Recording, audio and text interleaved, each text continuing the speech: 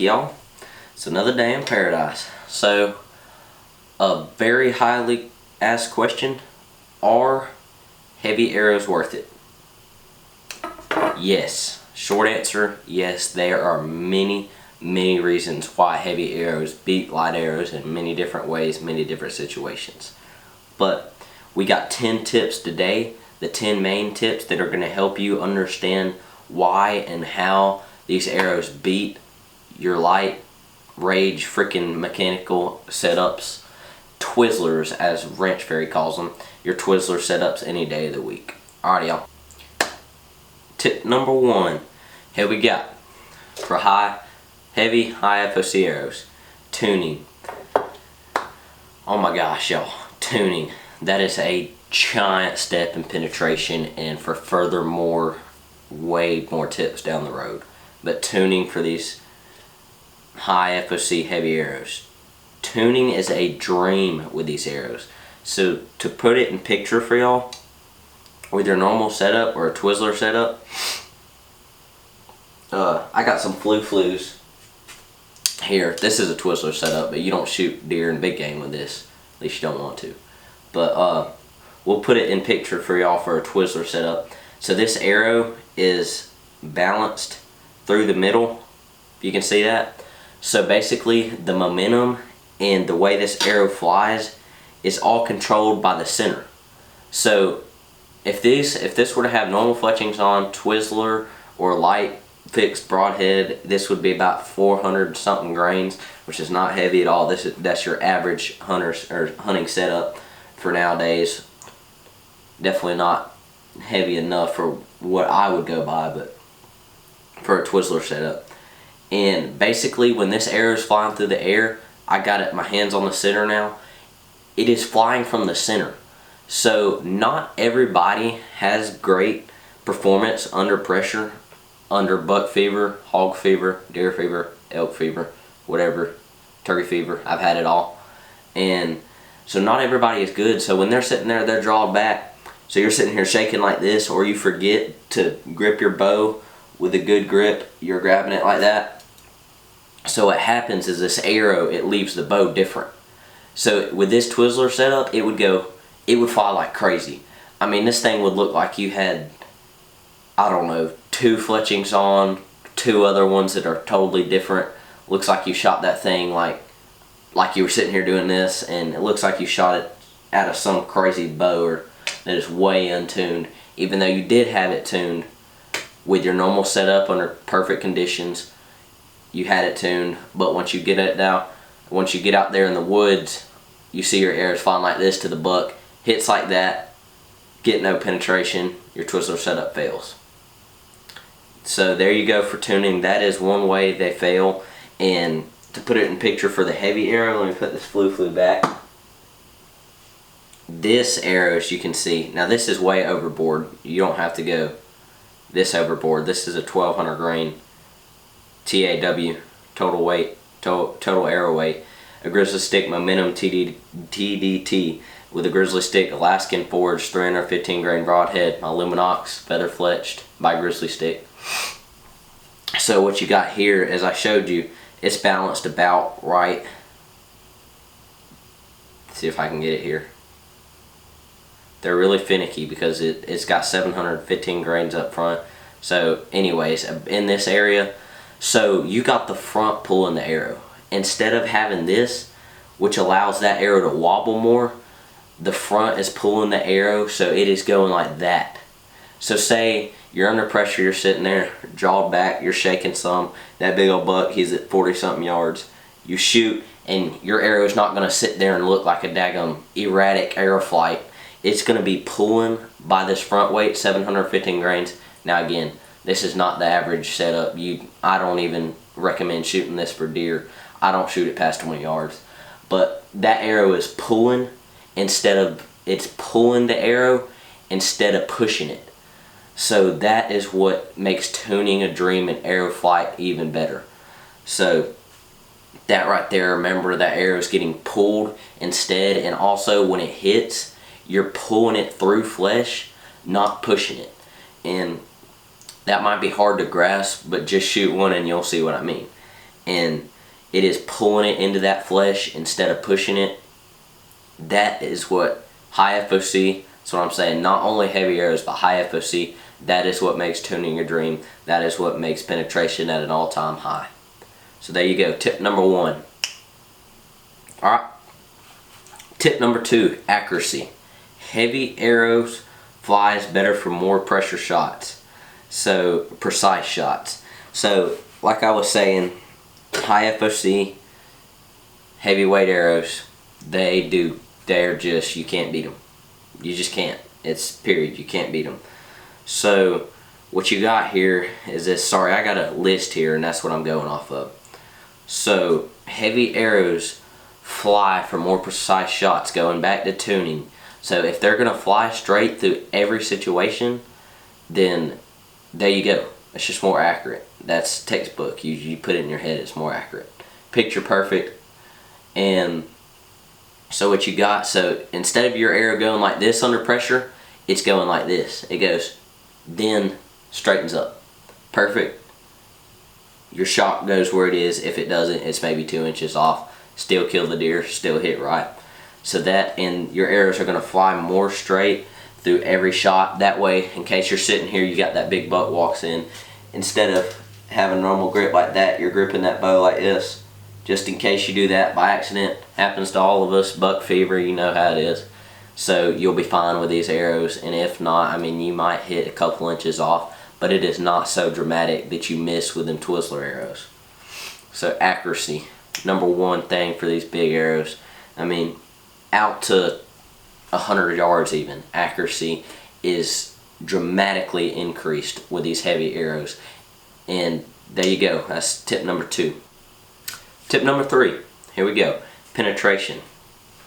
Penetration on these big boys, that is where you see the most controversy about these heavy arrows. Penetration is just amazing with these arrows. I mean, you can't beat them. And this is overboard again. The setup is way overboard, and this is for testing purposes. But penetration is where you see the most dramatic increase with these heavy arrows. So what we got here is you're shooting a light Twizzler. Works for rifles. Say you're hunting 120 grain, 6.5 Creedmoor. It works for rifles, but for Twizzlers it does not. So with your Twizzler, here we go. Again, pretend like I have normal fletchings on this thing in a Rage hypodermic or light muzzy broadhead. So that's a Twizzler setup right there. You shoot, you smoke them, you hear that loud pop, and you're like, well, I mean, had to go through with that loud pop. No, it didn't. It made about that far into the deer, 4 inches of penetration, and there you go. Your deers, you can't hardly, the thing runs 400 yards because he knows he's hit, and the thing just, you're like, what the heck? Perfect, 10 ringed them, and you just can't find them. And they might be bleeding like crazy, but they still run 400 yards off to the neighbor's property, down a gully, up the ridge, and there you go. I mean, that's where these heavy arrows really make a difference. So with these heavy arrows, you got to remember, the blood's not the thing. So when you shoot them and the penetration, you shoot straight through them, or even if you don't, that deer might take 3 steps or so, and you'll be like, what the heck, did I even hit them? And they're looking around like this, and that's when they start tumbling like this, and you're like, oh yeah, smokehouse, got them. They start tumbling, boom, they hit the ground within 10 yards. Because they don't even know they're hit with these. When you shoot them, even out to 60 yards, when you shoot them, and it smokes them straight through that pump house, they don't know they're hit. So they might go, they might, because they heard it, I mean, and so they might have a little reaction, but they don't go taking off clear cuts, running through ponds, dang them, running into neighborhoods with these, with the Twizzlers. But with these, now they take, this is really good also if you're hunting close quarters, property lines like next to you, you want them to die right there, and they take a couple steps, they don't know they're hit because one, they feel a little stinging, but they don't know they're hit because there's so much shock there, happens so fast, they don't know anything. So they take a couple of steps, maybe 20, 30 yards at the most, and they're sitting there like, whoa, it's when they start getting dizzy and you see them head down, head first, just boom, they drop, hit the ground. And now you might not see them die even. I've had them run 40 or 50 yards, but that's the thing, don't count on the blood trail. When you got these and you smoke them, they're dead. I mean, they're dead right there. They're not gonna run off, and that's just how it works with these. Now with your Twizzlers, again, they run down a valley, go up a ridge, run across the pond, fall into a freaking creek bottom 400 yards from where you shot them. These, that ain't happening. They made it to the wood line, crashed right in where you couldn't see them. There you go, you killed them. There you go for number 3, penetration. Alright, going back to number 3, guys, I forgot to mention 1/4 and 2 or bone shots. This is where you'll see a dramatic increase. And 1/4 and 2, see with those Twizzler arrows, they're not as bad with a fixed blade, but they can be bad just because your arrow's so light. But with a mechanical, so if I can, here we go, I can use these 2 Q-tips as an example. So if you shoot 1/4 away, what it does, or 1/4 and 2, any 1/4 and shot, what it does is you hit like this and one blade deploys before the other, and it turns that arrow like that. And like I said, when the arrow hits on impact like this or that, it dramatically decreases penetration. So that is what your Twizzlers are. Their horrible most weakness is on 1/4ing 2 or 1/4ing away shots, because again, one opens before the other, turns that arrow sideways, you get 3 inches of penetration, rips a huge gash in them, but doesn't kill them. So that is where you're in with Twizzler arrows again. So you don't get it cut enough into there, and it does the same thing, not as bad as mechanical, but it does the same thing. You don't get it cut hardly in there, and it twists out a little bit, and you get no penetration because of it. And that is number 3 for penetration, the actual ending. For number 4, here we go. Quietness. Quietness on this heavy arrows. This isn't as big of a problem, but it can be depending on what situation you're in, and especially for the camera. Sounds like a lot good on that camera right there, a lot better. But when your Twizzler arrows, see, sounds like a shotgun going off. I mean, I'm sure all of y'all heard a crossbow, 10-point Raven. You get some guns going over 400 feet per second. It sounds like a shotgun going off. And with these heavy arrows and with feathers matched up with them, they are, oh my gosh. Hopefully I got a clip here. Helps with deer and hogs. They'll hear that shot and they'll start jumping around. But it is so quiet and so much better to prevent those aftershock cases where your deer moves or your hog moves like crazy. They jump like monkeys, and a lot of times that happens because your bow sounds like a shotgun with a 350 grain arrow. But quietness, that helps a bunch. So if your bow's real loud, you're looking to a problem or something to fix it, it might not be the bow. I mean, of course some bows are going to be quieter, louder, but the main problem is probably how heavy that arrow is coming off of it. Number 4, there you go.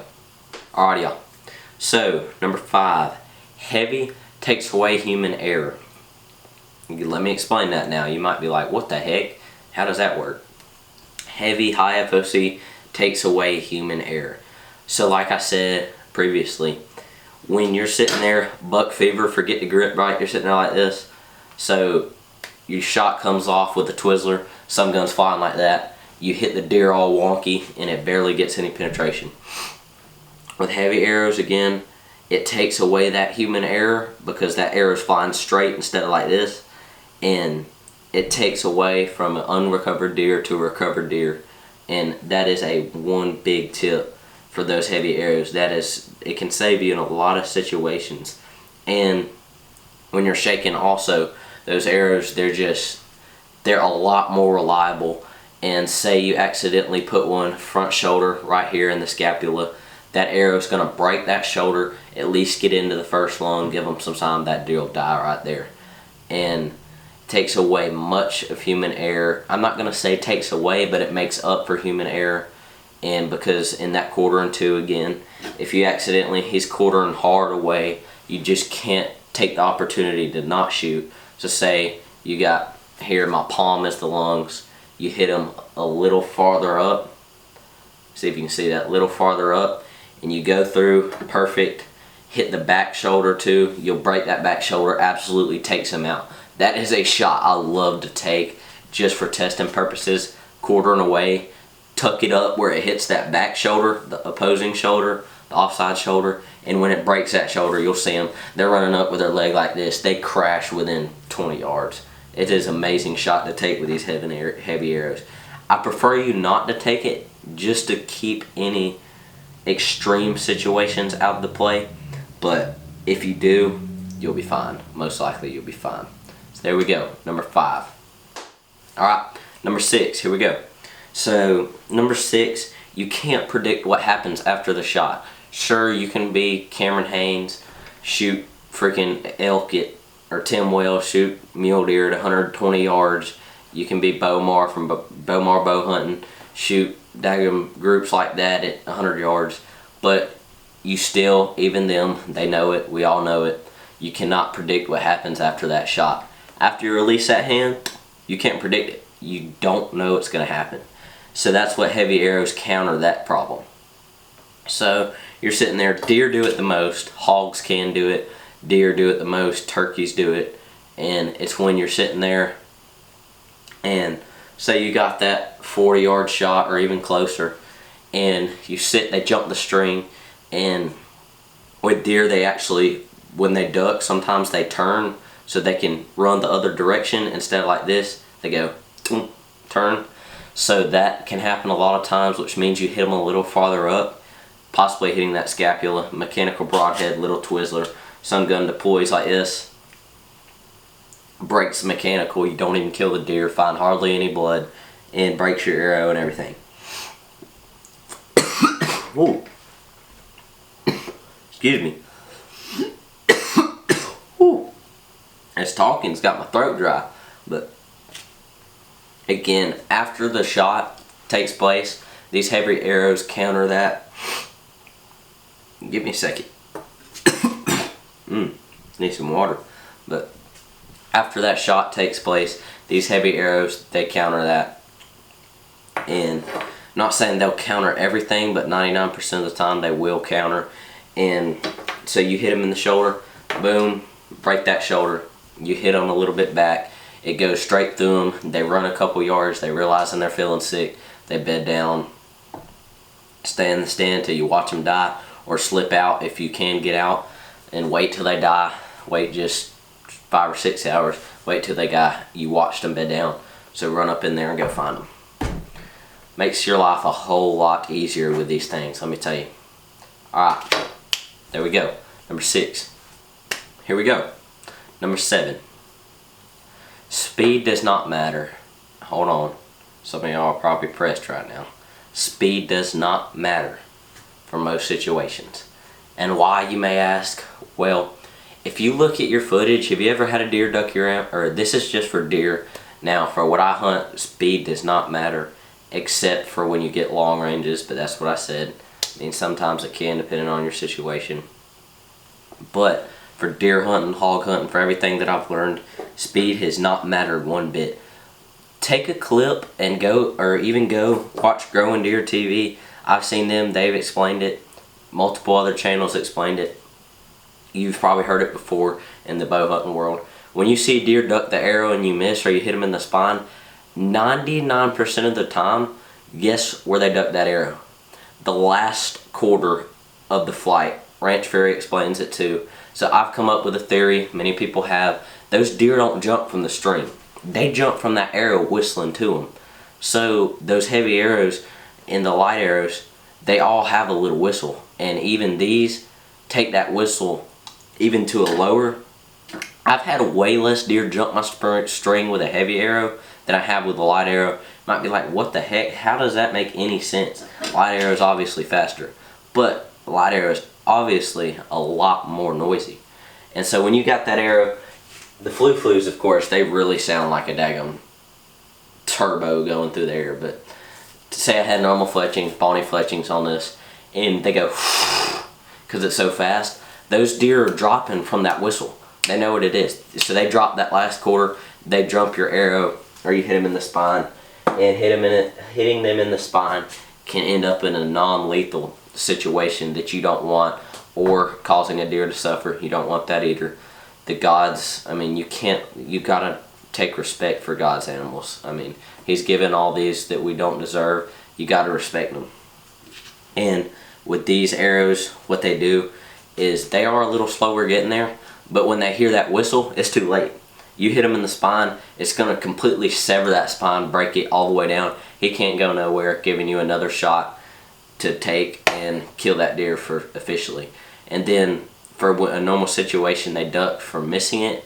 They have a like 30% less chance of ducking because of how quiet that arrow is, especially with feathers. And because of how quiet that arrow is, they might not ever hear it coming. That's when you hear it. When they don't hear it coming, they're smoked.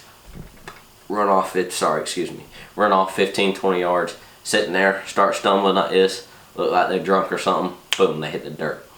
So that is let me see here, that's number 7. Speed does not matter for most situations. Just take that in your head for a couple of minutes and you'll see why real quick. Alright y'all, here we go. Number 8, low poundage setups. So before I am who I was, I'm 13 now, but I started bow hunting a while ago. I've been bow hunting for 4 years now, I believe. And when I started shooting 43 pounds, and I've been into these heavy arrow setups before they got real popular, and my views on them have not changed one bit. And all the way going up from 43 pounds, now I'm shooting 75, and they have not changed from everywhere in between. My views on them, amazing. And so how these work, so you're already shooting a slow setup and you're like, well, I'm not going to even have enough speed to get there. Remember, 6th tip or 7th tip, because I'm on the number 8 now, hopefully I said that right. But the 7th tip, speed does not matter for most situations. Again, low poundage, speed does not matter. Your bow, I mean, you might be shooting 150, in between 150 to 200. That's a pretty slow setup for most people in their minds, but when you got those low poundage, you actually really need them, because that Twizzler is already with a 300 feet per second bow. It's not going to have enough penetration for an ideal setup. And so are you really going to expect something that's like 230, 220 feet per second to do that? You can't. And so what you do is you throw a couple 100 grains on them, and they're going to be slower. You might not be able to shoot near as far, but you shouldn't be shooting far anyways. You need them close. Remember, bow hunting is about getting them close, not how far you can shoot. And it's not about how far you can shoot, it's about getting them up close and killing them. So with a low poundage setup, you throw one of these. For low poundage, I recommend a little bit heavier if you can, if that's possible. But anywhere from 600 to 900 grains is perfect, depending on what you're hunting. You might be hunting something where you need to be able to get out to 30 yards, so I prefer 600-700 and for that low poundage setup. But what it does is it increases penetration, and that is what you need. And you can go look it up, I'm sure it's on YouTube. A girl killed, I believe it was a girl, she killed a 50-pound, or she killed a Cape buffalo, I believe, with a 50-pound compound bow. You can already believe that sucker was probably going about 130 feet per second max, and she just killed, and it was facing to her, shot her right there, right through the brisket. Dang, smoked that, what was it, the Cape buffalo, I believe. And with a little bitty I call it a little bitty, but a 55-pound bow, I believe, and she killed a Cape buffalo with it. If they can kill a Cape buffalo with a 55-pound bow, I'm sure you can kill a whitetail. Just put that in your head for a second. Alright, there you go, number 8. Number 9, here we go, y'all. So recurves, going back to low poundage, recurves is the same way. So again, recurves are going to be close shots, and you're going to have a close shot anyways. To maximize your lethalness and efficiency with a recurve, throw one of these heavy arrows on it and you will never go back. Let me tell you, so traditional setups can be very deadly, and you can look up videos of people killing hippos with traditional setups and deer out beyond ranges you would ever think. And as long as you got the accuracy behind it, your arrow's going to have the kick and the power with a heavy setup and a high FOC setup, it's going to have the kick and the power to go through and lethally kill any animal in North America that you want to kill with a recurve at close ranges. And again, put all the other steps into this one arrow, and that I said before this, and with a recurve, low poundage, anything, you're going to get that done. Alright, well, this is pretty much it. This is the last steps. So we got long range, accuracy, and lethalness. So what we got here is, with these heavy setups, is in long range shots, accuracy, and especially in wind, rain, all types of weather that you can't predict or can't control, is your accuracy increases by major percentages. So does penetration, and that increases, both of those put together increases lethalness by many numbers. So what we got here, so again, for long range is, of course, if your tuning is better, which it always is with these heavy high FOC arrows, of course, put that together, it's going to be more accurate at long ranges. Sure, anybody can shoot a 1-inch group at 20 yards, but take it out to 60 during 15, 30 mile per hour, 15, 20, 30 mile per hour wind days, and see if you can actually shoot a group.